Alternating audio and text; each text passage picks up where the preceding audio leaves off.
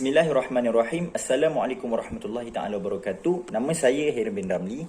Saya dari kelas DPHU 4E dan nombor matrik saya ialah 2020-25304. Dan di sini saya akan membentangkan mengenai pengenalan ringkas tentang perlindungan insurans. Okey, yang terdahulunya pengenalan kepada insurans.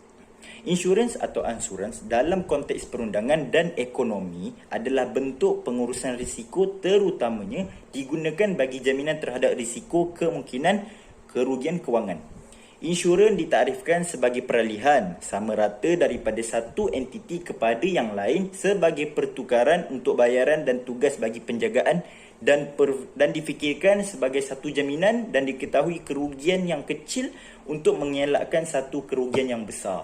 Kemungkinan yang mendatangkan kebinasaan ataupun kemusnahan. Dalam kehidupan seharian seseorang akan menghadapi pelbagai risiko seperti kemalangan, kecurian, kebakaran dan sebagainya. Jika berlaku risiko, ianya akan membawa kerugian yang besar kepada pihak yang berkenaan. Melalui insurans, seseorang dapat mengurangkan ataupun mengelakkan kerugian akibat berlakunya sesuatu risiko. Insurans merupakan satu perjanjian di antara insured, iaitu orang yang menghadapi sesuatu risiko dengan syarikat insurans ataupun dipanggil sebagai insurer, iaitu pihak yang memberi perlindungan terhadap sesuatu risiko. Yang kedua, konsep insurans. Insurans pada asasnya ialah satu rancangan kerjasama yang melibatkan usaha saling bantu-membantu di kalangan ahli yang menyertainya. Insurans ialah suatu usaha perkongsian atau pengumpulan risiko. Pengumpulan risiko, jumlah premium yang dikumpulkan oleh tabung amanah akan dibayar kepada insured yang menghadapi risiko. Risiko dapat disebarkan di kalangan pemegang polisi. Sabda Rasulullah SAW yang bermaksud, sesungguhnya seseorang yang beriman ialah sesiapa yang memberi keamanan ataupun keselamatan dan perlindungan terhadap harta dan jiwa raga manusia. Daripada hadis tersebut menyatakan bahawa insurans ini juga dapat adalah sebuah amanah kepada mereka yang menguruskan insurans ini. Siapa yang boleh menguruskan insurans ini, perlindungan ini dengan baik, maka mereka telah menjalankan amanah yang diberikan kepada mereka dengan baik kepada Allah Subhanahu Wa Taala. Okey, dan yang ketiga iaitu prinsip insurans. Prinsip insurans terbahagi kepada 4, iaitu yang pertama, kadar kerugian mestilah boleh dijangka. Yang kedua, kerugian mestilah banyak. Yang ketiga, kerugian mesti boleh dijangka pada tahap makro. Dan yang keempat, kerugian mestilah bukannya malapetaka. Okey, kita pergi yang pertama, iaitu kadar kerugian mesti boleh dijangka. Agar dapat menetapkan premium, harga yang menjamin mestilah mampu menganggar risiko dengan tepat. Sekiranya perlindungan itu unik, pemegang insurans akan membayar premium tinggi yang lebih seimbang. Yang kedua, kerugian mestilah banyak. Prinsip perundangan ataupun de minimis menetapkan bahawa perkara remeh tidak dilindungi. Tambahan lagi, pengambil insurans yang rasional menggunakan insurans sedia ada apabila kos transaksi menetapkan bahawa mengisi tuntutan adalah tidak masuk akal. Yang ketiga, kerugian mestilah boleh dijangka pada tahap makro. Pengeluar insurans perlu tahu berapa banyak mereka perlu bayar apabila kejadian yang dilindung berlaku. Kebanyakan jenis insurans mempunyai tahap maksima pembayaran, tetapi bukan semuanya ada, terutama insurans kesihatan. Dan yang keempat, kerugian mestilah bukannya malapetaka. Sekiranya pengeluar insurans muflis ataupun insolvent, ia tidak akan mampu membuat pembayaran kepada pengambil insurans. Di Amerika Syarikat, terdapat sistem jaminan dana yang kurang diketahui ramai untuk melindungi mereka yang syarikat insurans telah menjadi muflis. Program ini dikendalikan oleh National Association of Insurance Commissioners ataupun NAIC. Okey, sekian itu saja daripada saya. Terima kasih. Assalamualaikum warahmatullahi wabarakatuh. Nama saya Muhammad Luqman Hakim Muhammad Helmi dari kelas DPHU 4D. Nombor matriks DHU 2020-4747. Okey, saya akan menerangkan definisi insurans. Okey, apa itu insurans? Insurans ialah sejenis alat kewangan yang boleh dibeli sebagai tanggungan syarikat menggantikan kerugian dan bayaran premium tertentu daripada akibat kemalangan. Ini bermaksud ia dapat memberikan perlindungan sekiranya sesuatu yang tidak baik terjadi kepada diri, ahli keluarga atau barang kemilikan anda. Okay. Kategori insurans terbagi kepada 3 iaitu insurans nyawa, insurans am dan insurans takaful. Yang pertama, insurans nyawa. Insurans nyawa dapat mempertanggungjawabkan anda dan nyawa anda terhadap risiko seperti kematian, kesakitan, ketidakupayaan dan kemasukan ke dalam ward hospital. Contohnya seperti seumur hidup, jangka masa tertentu, pautan dengan pelaburan, perubatan dan kesihatan. Yang kedua, insurans am. Insurans am dapat melindungi anda terhadap kerugian akibat daripada pencurian atau kerosakan kepada harta peribadi pemilikan anda. Contohnya seperti insurans motor. Insurans motor ia melindungi motor anda terhadap kecurian, kemalangan atau kebakaran. Jika anda membeli perlindungan pihak ketiga, anda adalah dilindungi terhadap tuntutan yang dibuat kepada anda daripada seseorang pihak ketiga untuk kecederaan atau kematian oleh seseorang pihak ketiga dan juga sebarang kerugian atau kerosakan harta pihak ketiga yang disebabkan oleh kenderaan anda. Okay. Yang kedua, insurans rumah. Satu polisi kebakaran yang asasnya hanya melindungi bangunan terhadap kebakaran, pancaran kilat atau peletupan. Satu polisi pemilikan rumah boleh meluaskan perlindungan bangunan kepada kerugian atau kerosakan yang disebabkan oleh banjir, kebocoran paip dan kemalangan yang lain. Dengan polisi pemilikan rumah, barangan dalam rumah seperti perabot adalah dilindungi terhadap kecurian, banjir dan kebakaran. Yang ketiga, insurans pelancongan. Insurans pelancongan melindungi anda terhadap kemalangan yang berkenaan dengan pelancongan, penangguhan kapal terbang, kehilangan beg dalam perjalanan, perubatan dan lain-lain. Yang akhir sekali, insurans harta peribadi.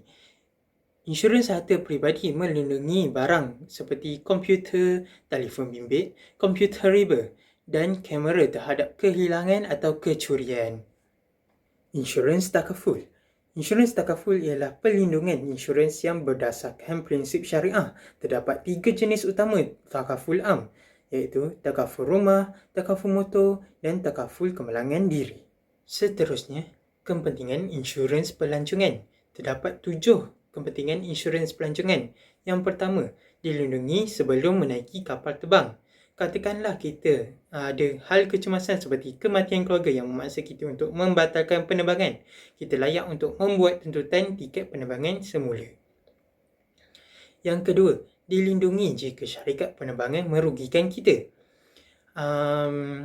Banyak kesilapan yang boleh dilakukan oleh syarikat kapal terbang apabila kita ke luar negara, seperti bagasi yang lewat sampai, jadual perjalanan ditangguhkan, laluan perjalanan diubah, penerbangan dibatalkan, tiket dibatalkan kerana overbook dan sebagainya. Semuanya yang dinyata boleh merugikan masa dan wang kita. So, kita boleh menuntut semula kerugian kita. Yang ketiga, dilindungi jika bagasi hilang. Apabila bagasi kita hilang, kita boleh membuat tuntutan kepada syarikat penerbangan dan syarikat insurans. Yang keempat, dilindungi jika berlaku kemalangan. Andai kata kita terlibat dalam kemalangan ketika berada di luar negara, perlindungan insurans pelancongan melayakkan kita untuk mendapat tuntutan perbelanjaan perubatan, khairat kecacatan kekal, allowance duduk hospital dan manfaat penjagaan simpati untuk orang yang menjaga kita di hospital. Yang kelima, dilindungi jika berlaku kematian. Jika kita ditakdirkan meninggal dunia ketika berada di luar negara, perlindungan insurans perjalanan boleh mewariskan kita menuntut khairat kematian, perbelanjaan perubatan, manfaat penjagaan simpati serta dana pendidikan dan penjagaan anak-anak kita. Yang keenam, dilindungi jika kehilangan harta benda. Dengan perlindungan insurans pelancongan, wang, dokumen peribadi serta harta benda seperti kamera, laptop dan sebagainya yang dicuri boleh diganti semula dengan wang tuntutan insurans pelancongan. Yang ketujuh, dilindungi jika terkena wabak penyakit coronavirus. Biasanya insurans pelancongan tak melindungi risiko jika anda terkena penyakit berjangkit ketika berjalan ke luar negara. Ini mesti merisaukan anda, terutamanya ketika wabak COVID-19 sedang menular di seluruh dunia sekarang. Tetapi ada satu insurans di Malaysia yang berjaya memberi perlindungan terhadap penyakit COVID-19, iaitu Berjaya Sompo Insurance. Sekian daripada saya serahkan kepada rakannya seterusnya. Assalamualaikum warahmatullahi wabarakatuh. Nama saya Muhammad Syawal bin Yusof. Nombor metrik DSU 20202516 daripada kelas di PSU 4E. Saya akan menerangkan tentang 5 perbezaan takaful dan insurans. Yang pertama ialah perbezaan dari segi tanggungjawab pemegang polisi.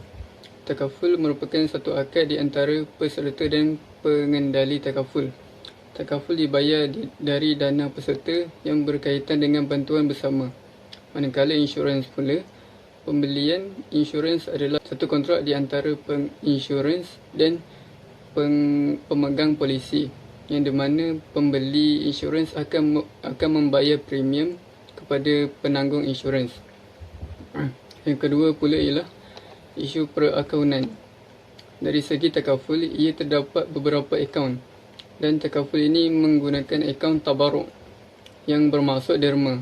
Takaful keluarga pula menggunakan akaun peserta mengikut prinsip mudharabah, dan juga akaun khas peserta yang menggunakan prinsip tabaruk.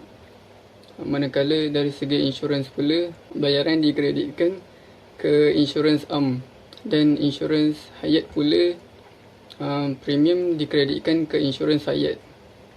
Yang ketiga, dari segi prinsip-prinsip operasi pula, mekanisme takaful seiring dengan peraturan syariah. Perniagaan takaful adalah berlandaskan syariah dan harus bagi umat Islam untuk menyertainya. Sedangkan untuk insurans pula tidak mematuhi keperluan syariah. Perniagaan insurans telah diputuskan haram oleh Majlis Fatwa Kebangsaan. Perniagaan insurans mengandungi unsur riba, maisir dan gharar. Jika pembeli tersebut membeli insurans, maka segala hasil pendapatan daripada syarikat insurans adalah haram. Seterusnya yang keempat, dari segi konsep. Takaful berpegang dengan konsep tolong-menolong. Takaful merupakan salah satu konsep insurans yang berasaskan muamalat Islam yang berlandaskan hukum syariah. Konsep ini sebenarnya telah diamalkan sejak lebih 1400 tahun. Pada asasnya, sistem takaful berteraskan konsep kerjasama, tanggungjawab, jaminan, perlindungan dan saling membantu dalam kalangan para pesertanya. Dalam erti kata lain, ia merupakan penyediaan sumbangan yang dikongsi bersama bagi membantu mereka yang memerlukannya. Manakala konsep insurans pula berpegang dengan konsep tanggung risiko. Insurans pada asasnya ialah suatu rancangan kerjasama yang melibatkan usaha saling membantu di kalangan ahli yang menyertainya. Insurans ialah suatu usaha perkongsian atau pengumpulan risiko. Jumlah premium yang dikumpulkan dalam tabung amanah akan dibayar kepada pengambil insurans yang menghadapi risiko. Risiko dapat disebarkan di kalangan pemegang polisi. Seterusnya yang terakhir, iaitu yang kelima, dari segi kontrak.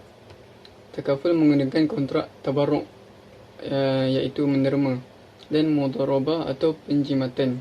Sedangkan dalam insurans konvensional, kontrak yang digunakan pakai ialah kontrak pertukaran ataupun muawad, iaitu dalam bentuk jual beli. Dalam insurans konvensional tidak terdapat kontrak-kontrak yang lain seperti jual beli, tetapi dalam takaful digunakan kontrak wakalah, iaitu agensi, dan kontrak mudharabah iaitu perkongsian untung rugi. Seterusnya saya akan menceritakan tentang kebaikan memilih takaful. Seperti yang kita tahu, takaful ni dia terutama bagi orang Islam, dan takaful ni bebas daripada unsur haram seperti riba, gharar dan seumpamanya. Syarikat takaful mengubah kepada akad kontrak derma daripada akad jual beli yang digunakan oleh syarikat insurans. Jadi syarikat takaful akan menggunakan beberapa akad bagi memudahkan urusan syarikat, iaitu gabungan antara tabaruk dan mudharabah serta wakalah dan tabaruk. Maksud takaful model wakalah dan tabaruk ialah syarikat takaful dilantik untuk menguruskan wang bagi tujuan takaful apabila diperlukan. Syarikat takaful akan mengambil sejumlah upah bagi melaksanakan tujuan dan kos operasi pengurusannya. Selain itu, syarikat takaful juga berfungsi sebagai wakil pelaburan wang yang belum didermakan. Seterusnya, takaful model tabaruk dan mudharabah. Takaful model ini menempatkan penyumbang pada akad tabaruk untuk meletakkan sejumlah wang.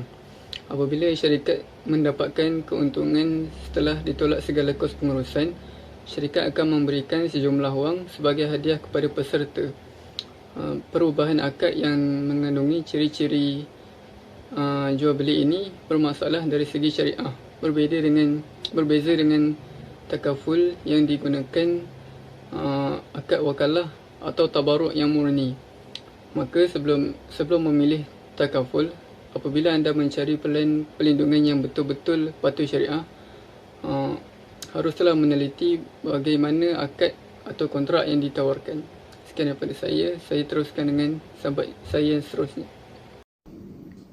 Bismillahirrahmanirrahim. Assalamualaikum warahmatullahi wabarakatuh. Nama saya Ahmad Safwan Muhammad dari kelas DPHU 4D. Pada hari ini saya akan menerangkan berkaitan perlindungan insurans semasa melancong dan menunaikan ibadah umrah ataupun haji. Mengapa kita perlu mengambil insurans ini? Jawapannya ialah kita perlu mengambil insurans sebelum melakukan trip pelancongan atau ingin melakukan ibadah umrah ataupun haji adalah kerana kita sendiri tidak akan tahu musibah apa yang akan berlaku terhadap diri kita sendiri apabila kita melancong atau semasa perjalanan kita ke destinasi yang ingin dikunjungi tersebut. Jadinya, saya ingin menerangkan beberapa aspek yang perlu kita ambil tahu berkaitan insurans yang bakal kita ambil sebelum melakukan trip pelancongan. Aspek yang pertama kita perlu lihat adalah kos perubatan di destinasi.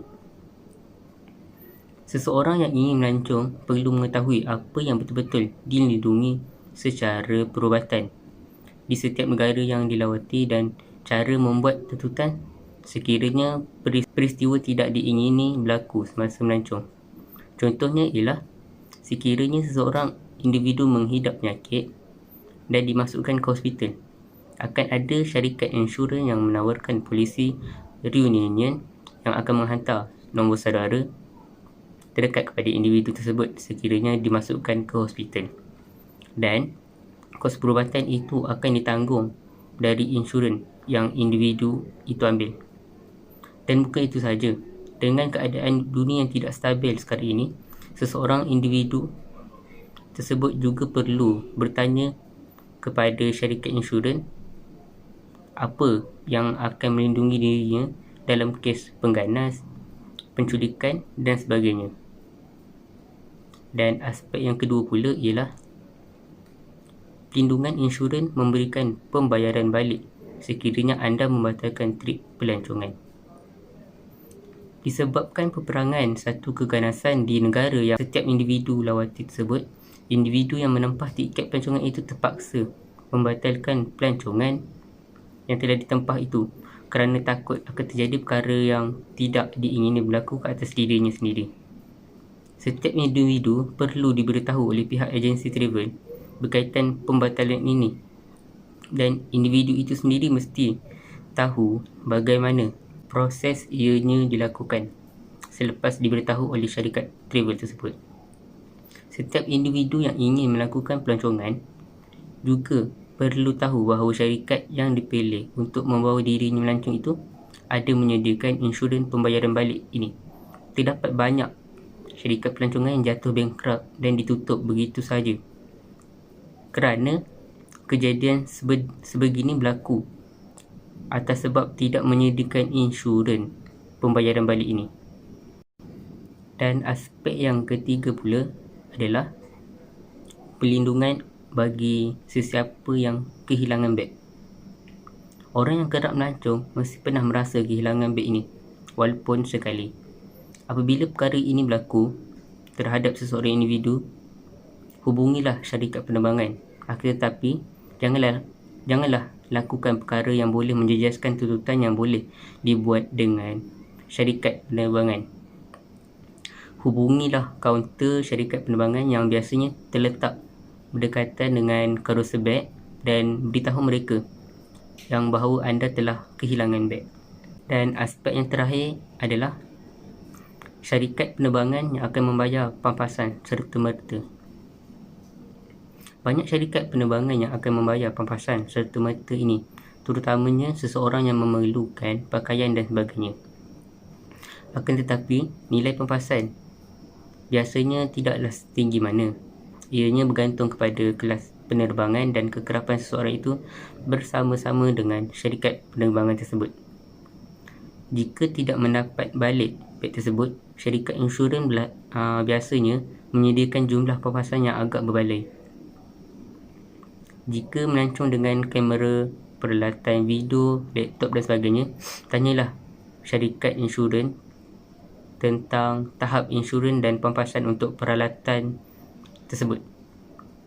Sekiranya terjadi kes kehilangan atau kecurian, periksa juga sama ada wang tunai, kecemasan dan penterjemah boleh dimasukkan dalam polisi. Sekian daripada saya. Hai, Assalamualaikum warahmatullahi wabarakatuh. Nama diberi Saiful Azamuddin bin Ahmad Syifri daripada kelas DPHU 4F. Nama kad mesej saya adalah THU 2020-24972. Okey, di sini saya akan bercakap tentang kesimpulan daripada kumpulan kami.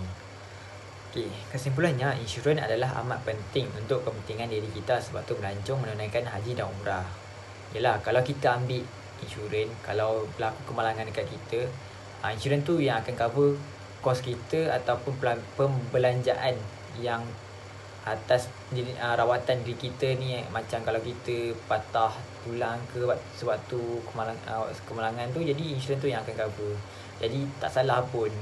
Jadi betul lah kalau orang cakap tu sediakan payung sebelum hujan. Jadi tak salah kalau kita ambil insurans. Okey. Hal ini kerana insurans dapat membantu kita jika terjadi sesuatu yang tidak diingini seperti kemalangan sewaktu melancong. Kita dapat memperoleh manfaat-manfaat yang ada di dalam insurans tersebut dan mendapat manfaat badal haji dan ihsar. Okey, kalau kita menunaikan haji, waktu kita menunaikan haji dan jadi kemalangan, tapi dalam kemalangan tu kita meninggal. Jadi dan kita ambil insurans. Insurans tu yang akan sambung kita punya ibadah kita dan automatik akan jadi badal haji. Okey. Selain itu, apabila kita mengambil insurans, kita juga akan mendapat bantuan yang diperlukan seperti bantuan perubatan kecemasan, dapat tuntutan barang peribadi yang telah rosak, perlindungan, dan kita tidak perlu menanggung kos barang kemalangan yang berlaku jika kita mengambil insurans. Oleh itu, memang menguntungkan jika kita mengambil insurans untuk diri kita sebab tu melancong haji dan umrah kerana ia adalah salah satu keperluan rohani kita. Jadi oleh itu, daripada kesimpulan ni, memang insurans ni memang penting. Tak kira lah dalam negara ataupun luar negara. Kalau kita pergi melancong, kita ambil insurans. Kalau kita duduk dalam negara pun, kita tetap kena ambil insurans. Sebab insurans ni memang sangat-sangat penting untuk diri kita. Sebab kalau contoh berlaku sesuatu dekat diri kita, memang insurans tu yang akan bantu. Okey, itu saja daripada saya. Assalamualaikum warahmatullahi wabarakatuh.